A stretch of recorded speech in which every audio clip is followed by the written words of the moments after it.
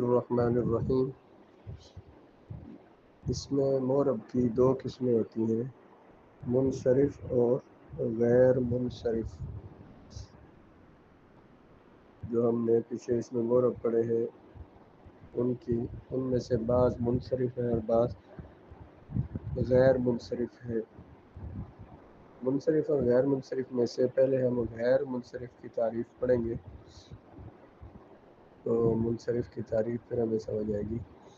غیر منصرف وہ اس میں مورب ہوتا ہے جس میں منع صرف کے یعنی غیر منصرف ہونے کے 9 سبب جو ہے ان میں سے یا تو 2 سبب پائے جائیں یا ایک ایسا سبب پایا جائے جو 2 اسباب کے قائم مقام ہوتا ہے۔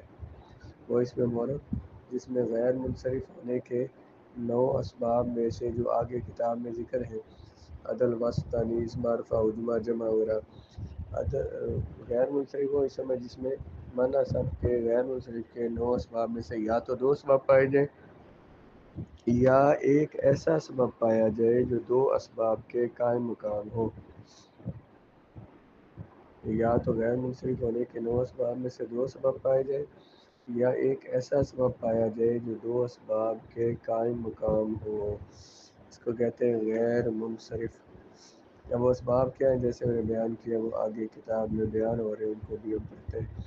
ان میں سے یا تو 2 سبب پائے جائیں یا ایک سبب پایا جائے جو اکیلا ہے وہ 2 اسباب کے قائم مقام ہے۔ منصرف وہ اس میں مورب ہے جس میں غیر منصرف کے 9 اسباب میں سے نہ تو 2 سبب پائے جائیں اور نہ ہی ایک ایسا سبب پایا جائے جو 2 سببوں کے قائم مقام ہوتا ہے۔ وہ اسم جس میں منع صرف کے 9 اسباب میں سے 2 سبب پائے جاتے ہیں اس کے آخر میں کسرہ نہیں آتا اور تنوین نہیں آتی، یعنی غیر منصرف کے آخر میں کسرہ اور تنوین نہیں آتی، اور منصرف کے آخر میں کسرہ اور تنوین دونوں آتی ہیں۔ یہ ان دونوں میں فرق ہوتا ہے۔ یہ جو کہا کہ منصرف غیر منصرف کے آخر میں کسرہ اور تنوین نہیں آتی، تو 2 صورتیں ایسی ہیں جب غیر منصرف کے آخر میں کسرہ آ جاتا ہے۔ وہ اسم جو غیر منصرف ہوتا ہے جب وہ اپنے بعد کسی اسم کی طرف مضاف ہو رہا ہو، بعد والے اسم کی طرف مضاف ہو رہا ہو، تو اس غیر منصرف پر کسرہ آ سکتا ہے، یا غیر منصرف پر جب الف لام آ جائے تو اس پر کسرہ آ سکتا ہے۔ جیسے مثال دی ہے ذہبت الی مساجدکم، مساجد جو ہے یہ غیر منصرف ہے، اس پر کسرہ آ گیا ہے کیونکہ یہاں پہ یہ مضاف پر ہے، مساجدکم تمہاری مسجدیں۔ اسی طرح صلینا فی المساجد، المساجد پر جب الف لام آ گیا تو اب یہ اس پر کسرہ آ سکتا ہے۔ اس سے منصرف کی مثالیں بہت ساری ہیں، جیسے یہاں پہ مثال دی ہے ھذا قلم، قلم اس میں منصرف ہے، اس کی حالت رفع ضمہ کے ساتھ آئی ہے، اس پر تنوین بھی آئی ہے۔ رأیت قلما، یا اس کی حالت نسبی ہے اور فتح کے ساتھ آئی ہے۔ کتبت بقلم حالت جری ہے تو یہ کسرہ کے ساتھ بھی آئی ہے اور اس پر تنوین بھی آئی ہے، تو یہ منصرف ہے۔ اور غیر منصرف پر نہ کسرہ آتا ہے نہ ہی تنوین آتی ہے، جیسے ھذا احمد، احمد نہیں کہا، اس کو احمد کہا ہے کیونکہ غیر منصرف ہے۔ اس میں سبب کون سے غیر منصرف کا وہ آگے ہم پڑھیں گے۔ اس میں یہ غیر منصرف ہے اس لیے اس پر تنوین نہیں آئی، احمد نہیں کہا، اس کو احمد کہا، رأیت احمدن نہیں کہا بلکہ احمدہ بولا ہے، نظرت الی احمدہ۔ ایک بار پھر دہرا لیتے ہیں کہ غیر منصرف وہ اسم ہوتا ہے جس میں منع صرف کے 9 اسباب میں سے یا تو 2 سبب پائے جائیں یا ایک ایسا سبب پایا جائے جو 2 اسباب کے قائم مقام ہوتا ہے۔ جیسے یہاں پہ احمد کی مثال دی ہے تو احمد کے اندر 2 سبب ہیں، ایک تو اس کے اندر معرفہ ہونا اور دوسرا اس میں سبب ہے احمد بر وزن افعل، فعل کے وزن پر ہونا۔ یہ آگے سبب میں سے یہ 2 سبب بیان، یہ 9 اسباب جو بیان ہوئے ہیں ان میں یہ 2 سبب موجود ہیں، معرفہ ہونا اور علم ہونا۔ احمد میں یہ 2 سبب ہیں، اس لیے احمد جو ہے یہ غیر منصرف ہے۔ اور اور منصرف وہ اسم ہوتا ہے جس میں غیر منصرف کے 9 اسباب میں سے 2 سبب نہ پائے جائے، نہ ایک ایسا سبب پائے جائے جو 2 کے قائم مقام ہوتا ہے۔ منع صرف کے 9 اسباب ہیں: عدل، وصف، تانیث، معرفہ، عجمہ، ترکیب، جمع اور الف نون زائدتان۔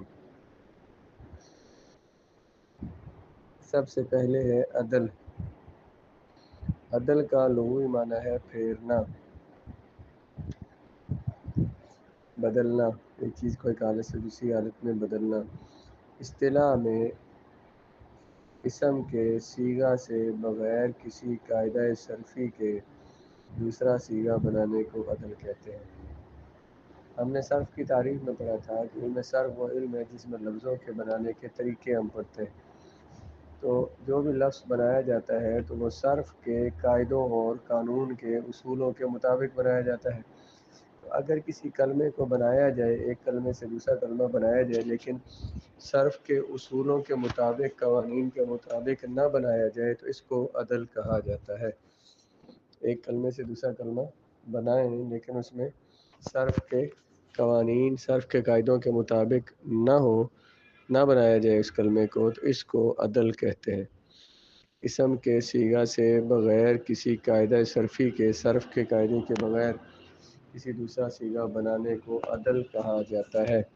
جو نیا صیغہ بناتے ہیں اسے معدول کہتے ہیں، اور جس سے بناتے ہیں اسے معدول عنہ کہتے ہیں۔ جسے بنایا جائے اسے معدول اور جس سے بنایا جائے اسے معدول عنہ کہا جاتا ہے۔ تو یہ جس کو بنایا جاتا ہے جسے معدول کہتے ہیں، پھر اسے ہی عدل بھی کہہ دیا جاتا ہے۔ حقیقت میں تو عدل اس کام کو کہتے ہیں، ایک کلمے سے دوسرے کلمے بنانے کو، لیکن پھر جس کو بنایا جاتا ہے اسے ہی عدل کہہ دیتے ہیں۔ عدل کی اب 2 قسمیں ہیں: عدل تحقیقی اور عدل تقدیری۔ پہلے ہم عدل تقدیری کو سمجھیں گے، پھر عدل تحقیقی کو۔ عدل تقدیری وہ عدل ہے کہ غیر منصرف ہونے کے علاوہ اسم کے اصلی صیغہ سے معدول ہونے کی کوئی دلیل موجود نہ ہو۔ جیسے عمر اور ظفر، اہل عرب ان کو غیر منصرف استعمال کرتے ہیں۔ ان کو اہل عرب غیر منصرف استعمال کرتے ہیں، ان کے غیر منصرف ہونے کی بس ایک یہ دلیل ہے۔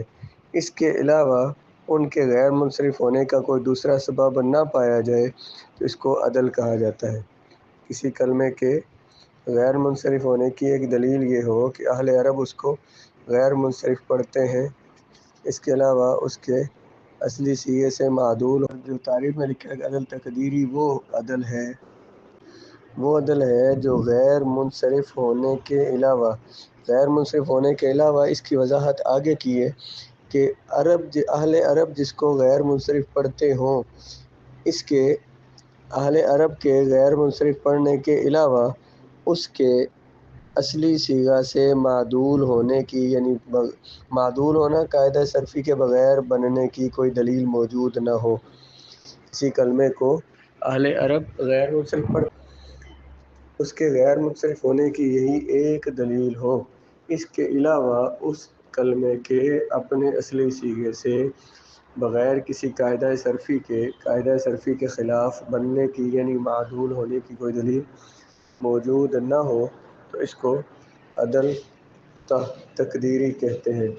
اور عدل تحقیقی یہ ہے کہ کسی کلمے کو اہل عرب غیر منصرف پڑھتے ہوں، اس کے غیر عدل تحقیقی میں جو کتاب میں لکھا ہے اسی کو پھر دیکھتے ہیں کہ وہ عدل ہے کہ غیر منصرف ہونے کے علاوہ، اس کا مطلب میں بیان کر چکا ہوں کہ کسی کلمے کو اہل عرب غیر منصرف پڑھتے ہوں، اس کے غیر منصرف ہونے کے علاوہ، یعنی اہل عرب کے غیر منصرف ہونے کے علاوہ بھی اسم کے اصلی صیغہ سے معدول ہونے، یعنی بغیر قاعدہ صرفی کے بننے کی دلیل موجود ہو۔ اس کی مثال سمجھیں گے تو مزید بات سمجھ آئے گی۔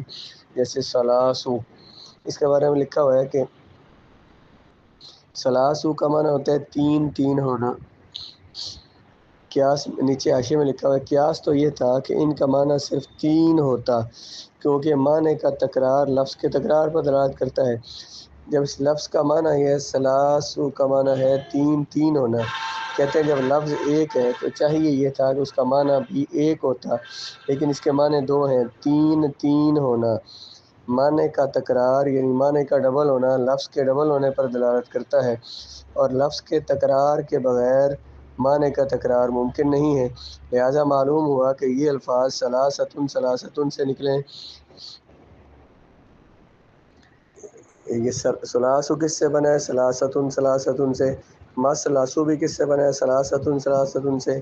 اب یہ لفظ ایک ہے، بنا 2 لفظوں سے ہے، تو یہ قاعدہ صرفی کے خلاف ہے۔ صرف کا قاعدہ کیا ہے کہ کم حروف سے زیادہ حروف بنائے جاتے ہیں۔ مثلا حروف اصلی 3 ہوتے ہیں، ان میں حروف بڑھا کر تو ان سے زیادہ کلمات بنائے جاتے ہیں، بڑے کلمات بنائے جاتے ہیں۔ زیادہ حروف سے کم حرف نہیں بنائے جاتے، تو ثلاثتن سے بنایا ثلاثو، تو یہ قاعدہ صرفی کے خلاف ہے۔ تو ایک تو اس ثلاثو کو ایک تو اہل عرب غیر منصرف پڑھتے ہیں، اس کے غیر منصرف ہونے کی ایک دلیل یہ تھی، اور دوسری دلیل یہ ہے کہ یہ اپنے اصلی صیغے سے یعنی ثلاثتن سے بغیر قاعدہ صرفی کے بنا ہے، اس لیے یہ ہوا عدل تحقیقی اس میں ہے۔ اور عدل تقدیری کی مثال دی ہے عمر اور ظفر۔ اس کی غیر منصرف ہونے کی ایک ہی دلیل ہے، وہ یہ ہے کہ اہل عرب ان کو غیر منصرف پڑھتے ہیں، ان کے علاوہ کوئی اور دلیل ان کے معدول ہونے کی موجود نہیں ہے۔ اسی حاشیے میں لکھا ہوا عدل کے 6 وزن ہیں، یعنی 6 وزنوں پر اگر کوئی لفظ آئے گا تو اس میں عدل کیا ہوا ہے۔ ویسے ہمیں اس کی تعریف یاد رہے یا نہ رہے تو ہم اس کے وزن یاد کر لیں گے تو ہمیں معلوم ہو جائے گا کہ عدل کس میں ہوا ہے۔ فارسی شعر میں اس کو لکھا ہے، لیکن اس کو ہم مختصر کر لیتے ہیں۔ عدل را بتمام تو شش شمر، عدل کو تو مکمل طور پر 6 وزن عدل کے شمار کر۔ مفعلو اور فعلو 2 وزن دیے، مفعلو اور فعلو، مثلہما ان دونوں کی مثال ہے مثلثو اور عمرو، 2 وزن بیان کیے مفعلو اور فعلو، اور پھر ان کی مثالیں دی ہیں کیا؟ مثلثو اور عمرو۔ اس کے بعد اگلی لائن میں فعلی است چوں ہم چوں امسی، فعلی تیسرا وزن ہے جس کی مثال دی امسی، گزشتہ کل کو بولتے ہیں فعالی، بلکہ فعالو جیسے کہ سلاسو، اس کی مثال دی سلاسو، تو 4 وزن ہو گئے فعلی اور فعالو۔ اور اس طرح فعالی ہے جیسے قطامی، اور فعالو جیسے کہ سحرو۔ یہ جو امسی اور قطامی جو ہیں یہ مبنی پر کسرہ ہوتے ہیں، ان کے آخر میں مبنی ہے تو یہ اس وزن پر آئے ہیں، تو اگرچہ یہ ان کا اعراب جو